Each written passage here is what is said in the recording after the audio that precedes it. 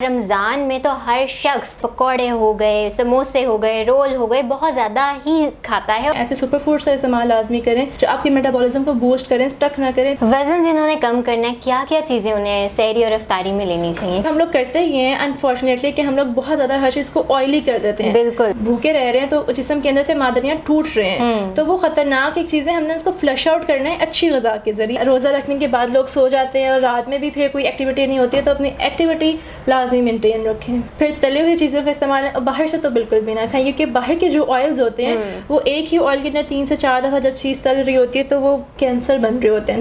मतलब बहुत ख़तरनाक है बाहर के ऑयल्स। खजूर के अंदर 98% मिनरल्स हैं और तकरीबन हर तरह का विटामिन पाया जाता है। आपकी बॉडी की मिनरल डेफिशिएंसी पूरी होना ज़रूरी है, क्योंकि रमज़ान के अंदर बेसिकली सिर्फ मिनरल्स ही ज़्यादा डेफिशिएंट हो रहे होते हैं, विटामिन तो हम ले ही रहे होते हैं। अस्सलाम वालेकुम, दस्तक टीवी के साथ मैं हूँ आपकी मेज़बान हफ्सा खालिद।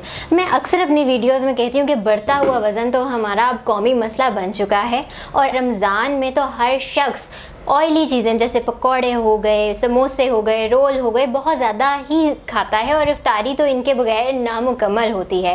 लेकिन जिन लोगों का वज़न बढ़ता जा रहा है और वो ये चीज़ें खा लें तो उनके लिए कितना मुश्किल हो जाता है अपने वज़न को वहीं पे रोकना और वज़न कम करना। इस हवाले से आज हम बात करेंगे माहिर ग़िज़ाइयत लाला रुख मलिक से। अस्सलाम वालेकुम। वालेकुम अस्सलाम। जिन लोगों ने वज़न कम करना है वो अपना मुँह भी नहीं रोक पाते, उन्हें समोसे भी खाने हैं, उन्हें पकौड़े भी खाने हैं और ऑयली चीज़ों का इंटेक काफ़ी हो जाता है। हम शरबत भी पीते हैं, जूसेस भी पीते हैं जिसमें शुगर लेवल भी बहुत ज़्यादा होता है। तो वो अगर लोग अपना वज़न कम करना चाहें क्या कर सकते हैं? जिन लोगों को बहुत ज़्यादा खाने की क्रेविंग्स होती है ना, बेसिकली वो अपना जो है वज़न नहीं रोक पाते हैं और अपना हाथ भी खाने से नहीं रोक पाते हैं। तो सबसे पहले तो आपको डिटरमिन्ड रहना है कि आपको ये फूड प्रोडक्ट फॉलो करना है और इन चीज़ों से अपने आप को रोकना है। तो जो चीज़ ये है कि आप फूड क्रेविंग्स को जब रोकते हैं ना तो उसके कुछ स्पेसिफिक डाइट्स होती हैं। प्रोटीन इंटेक जब आप अपना खुद ब खुद हाई करना शुरू कर देंगे तो शुगर क्रेविंग्स कम होना शुरू हो जाएंगी। और दूसरी ये है कि डेफिनेटली आपको डिटरमिन होना ज़रूरी है कि खाना मसला नहीं है, लेकिन उसको पोर्शन में खाना ये ज़रूरी है कि आप अनलिमिटेड ना खाएं, थोड़ा थोड़ा खाएं। और दूसरी चीज़ ये है कि ऐसी ग़िज़ाओं का इस्तेमाल साथ लाजमी करें, ऐसे सुपर फूड्स का इस्तेमाल लाजमी करें जो आपके मेटाबॉलिज्म को बूस्ट करें, स्टक ना करें। फिर ये होगा कि वेट मज़ीद नहीं बढ़ेगा और बहुत सारी कॉम्प्लिकेशन से आप बच सकेंगे। वज़न जिन्होंने कम करना है, क्या क्या चीज़ें उन्हें सहरी और इफ्तारी में लेनी चाहिए? क्या डाइट प्लान फॉलो करें? सबसे पहले तो ये है कि हम लोग क्योंकि बहुत ज़्यादा भूखे रह रहे होते हैं, जो हमारे रमज़ान का प्रोसीजर ही एक ऐसा होता है, तो उसमें फ्री रेडिकल्स बॉडी में बनना शुरू हो जाते हैं। उनको डिटॉक्सिफाई करना ज़रूरी है। तो ऐसी ग़िज़ाएँ होनी चाहिए जो आपके जिस्म के अंदर से केमिकल्स को, एसिड्स को, बेस को और जितने भी ये फ्री रेडिकल्स हैं इनको डिटॉक्सिफाई कर सके बॉडी से। तो एक तो पानी का इंटेक अच्छा करना है। फिर दूसरा ये है कि हमें कोई भी सिंथेटिक ग़िज़ाओं का इस्तेमाल नहीं करना, ऑर्गेनिक ग़िज़ाओं का इस्तेमाल करना है। ऑर्गेनिक ग़िज़ाओं के अंदर भी हमने फूड प्रोडक्ट्स को अपने जो है ऐसे इस्तेमाल करना है कि हम थोड़ा थोड़ा लें, लेकिन हम लाजमी हर फूड प्रोडक्ट का इस्तेमाल करें। यानी कि सब्जियां भी होनी चाहिए, फ्रूट्स का इंटेक भी अच्छा होना चाहिए, फिर हमारे गोश्त का इंटेक भी अच्छा होना चाहिए, यानी कि हेल्दी फैट्स का इंटेक भी अच्छा होना चाहिए। मगर हम लोग करते ही हैं अनफॉर्चुनेटली कि हम लोग बहुत ज़्यादा हर चीज़ को ऑयली कर देते हैं। बिल्कुल बिल्कुल। एक तो ये है कि आपकी बॉडी खुद ब खुद डिटॉक्सिफाई हो रही है, उसको जब भूखे रह रहे हैं तो जिस्म के अंदर से मादनियाँ टूट रहे हैं, तो वो खतरनाक एक चीज़ है। हमने उसको फ्लश आउट करना है अच्छी ग़िज़ा के ज़रिए। मगर हम मज़ीद पकौड़े, समोसे और ऑयली चीज़ें इतने ज़्यादा इस्तेमाल कर रहे होते हैं तो इनको हमने जो है वो करना होता है। दूसरा एक अनफॉर्चुनेटली हम लोग जब फ्रूट चाट बनाते हैं तो उसके अंदर भी बहुत ज़्यादा चीनी या उस तरह के मतलब अजीब अजीब चीज़ें ऐड कर रहे होते हैं, वो भी ख़तरनाक है। आप होल फ्रूट का इंटेक करें, नहीं तो 2 से 3 फ्रूट्स वैसे ही मिक्स करके उसको खा लें। फर्दर चीनी ऐड ना करें, उसकी सिंथेटिक जो चीज़ें हैं उनसे महफूज रहें। अच्छा, लोग एक गलती बहुत ज़्यादा करते हैं कि इफ्तारी में काफ़ी हैवी खाने के बाद सारा दिन आप भूखे रहते हैं, उसके बाद आप ऐसे लेज़ी हो जाते हैं, आप लेट जाते हैं, उसके बाद आप में उठने की हिम्मत नहीं रहती है। पूरा दिन बॉडी के मिनरल्स गिरते रहते हैं, ख़त्म होते रहते हैं, जिसकी वजह से आपका ब्रेन जो है ना वो ज़रा सुन्न होने लग जाता है और आप लेथार्जिक फील कर रहे होते हैं और कंसंट्रेट नहीं कर पा रहे होते चीज़ों पे। तो जैसे ही हम इफ्तारी में पानी का इंटेक करते हैं, वो पानी एक बॉडी का वापस आपके खून की थिकनेस को कम करता है और मिनरल्स को पूरा करता है, जिसकी वजह से आप एक तो वैसे लेथार्जिक फील कर रहे होते हैं। ये एक नेचुरल मैकेनिज़्म है। लेकिन अच्छा, डिज़ीनेस यानी कि आपको नींद एकदम महसूस होती है, लेकिन उसके ऊपर आप हैवी ग़िज़ाएँ खा लेंगे तो ये बहुत ख़तरनाक है, सेहत के लिए बहुत ज़्यादा कॉम्प्लिकेशंस पैदा कर सकते हैं। मेटाबॉलिज्म को डिस्टर्ब करेगा तो डेफिनेटली आपको डायबिटीज़ का मसला भी होगा, कोलेस्ट्रॉल लेवल्स हाई होना शुरू हो जाते हैं, लोगों को फैटी लिवर होना शुरू हो जाते हैं, और वेट का मसला तो बहुत ही ज़्यादा है हमारे मुआशरे में। तो उसको कंट्रोल करने के लिए ये है कि पोर्शन कंट्रोल किया जाए। हम खाने से मना नहीं करते हैं हर चीज़ को, लेकिन मिक़दार में खाया जाए, कम से कम चीज़ों का इस्तेमाल करें और एक टाइम के ऊपर बहुत ज़्यादा ना खाएं।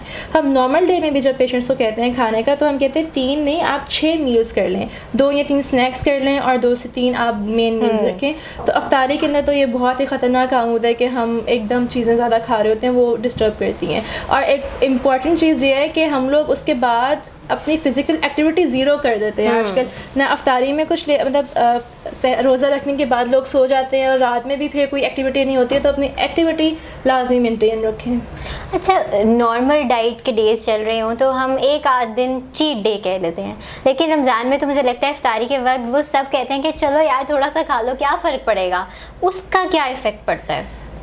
हम लोग न्यूट्रिशन के ज़माने में इसको ट्रीट कहते हैं बेसिकली, कि आप अपने आप को ट्रीट दे रहे हैं। ट्रीट लेना अच्छी चीज़ है कि अगर आपका एक हफ़्ते में दिल कर रहा है तो आप केक का एक पीस भी खा लें तो वो आपके लिए ट्रीट हो जाएगी, लेकिन डेली बेसिस पे नहीं। आप अपना शेड्यूल बनाएं कि आप हेल्दी ग़िज़ाओं का इस्तेमाल ज़्यादा करें, लेकिन हफ़्ते में एक दफ़ा या 10 दिन में, मतलब आप अपने अशरों को अगर डिवाइड कर लें कि हम पहले अशरे में इतना चीट डे कर लेंगे या इतना कर लेंगे, वो हेल्दी है। बट हर चीज़ हम एक्सेस ले रहे होते हैं तो वो हेल्दी नहीं, डेली बेसिस पे हेल्दी नहीं है। आप वंस इन अ वीक ले सकते हैं। अच्छा, बहुत सारे लोग ये भी शिकायत करते हैं कि हम तो अपना प्रॉपर डाइट प्लान फॉलो कर रहे हैं, अब तो रमज़ान चल रहा है, हम सारा दिन भूखे रहते हैं, लेकिन कुछ ऐसी गलतियाँ होती हैं जो वो अपने इफ्तार मील में कर देते हैं। वो मेन गलतियाँ क्या होती हैं?